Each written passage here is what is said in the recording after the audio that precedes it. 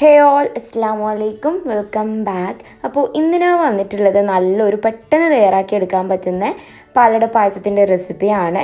അപ്പോൾ റെസിപ്പിയിലോട്ട് കടക്കുന്നതിന് മുമ്പായിട്ട് നിങ്ങൾ ഈ ചാനൽ ഫസ്റ്റ് ടൈമാണ് കാണുന്നതെങ്കിലും പിന്നെ കണ്ടിട്ട് ഇതുവരെ സബ്സ്ക്രൈബ് ചെയ്തിട്ടില്ലെങ്കിലും ഒന്ന് സബ്സ്ക്രൈബ് ചെയ്യുക, സപ്പോർട്ട് ചെയ്യുക. അപ്പോൾ നമുക്ക് നേരെ റെസിപ്പി കണ്ടുനോക്കാം.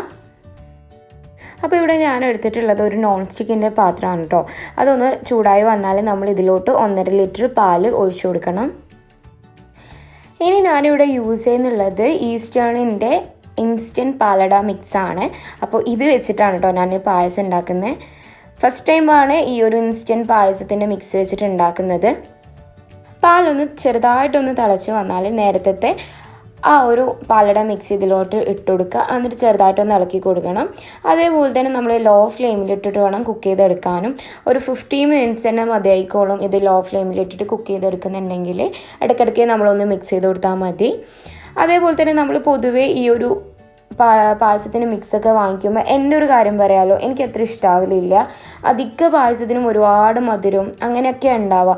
പക്ഷേ ഇത് അങ്ങനെയല്ല കേട്ടോ. നല്ല കറക്റ്റ് മധുരവും ഒക്കെ ആയിട്ട് നമുക്ക് കുടിക്കാൻ തന്നെ എല്ലാവർക്കും ഇഷ്ടപ്പെടുന്ന ആ ഒരു നല്ലൊരു കറക്റ്റ് മധുരമൊക്കെ ആയതുകൊണ്ട് നമ്മൾ പെട്ടെന്ന് തന്നെ കുടിക്കുകയും ചെയ്യും.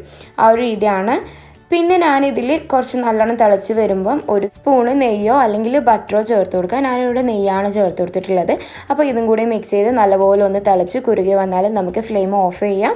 അങ്ങനെ നമ്മുടെ ഇൻസ്റ്റൻ്റ് ആയിട്ടുള്ള പാലട പായസം ഇവിടെ റെഡി ആയിട്ടുണ്ട്. വീഡിയോ ഇഷ്ടപ്പെട്ടെന്ന് വിചാരിക്കുന്നു. So thank you.